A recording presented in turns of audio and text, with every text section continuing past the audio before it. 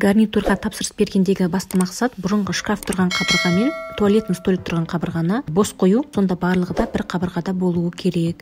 Әр ойлап, бер ойлап, кереуеттің екі жағына және де жоғар жағына шкаф қойғызайын дедім. Pinterest'ті ашсам, түрлі идеялар бар екен. Мұндағы фотоларды қарап отырып, ойша сызбасын сызып алдым. TikTok'тан осы бір кісінің тапсырысқа жасаған шкафын көріп, өзіме сақтап алдым. Өзіме идея қатты ұнады. Әйел адамға және де ер адамға екі бөлек шкаф.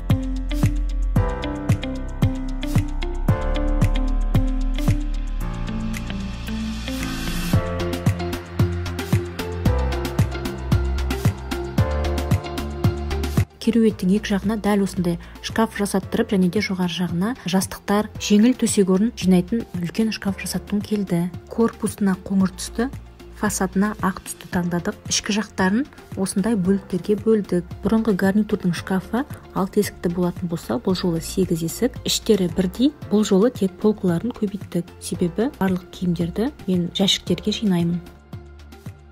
Каспийден осы бір люстраға заказ бердім.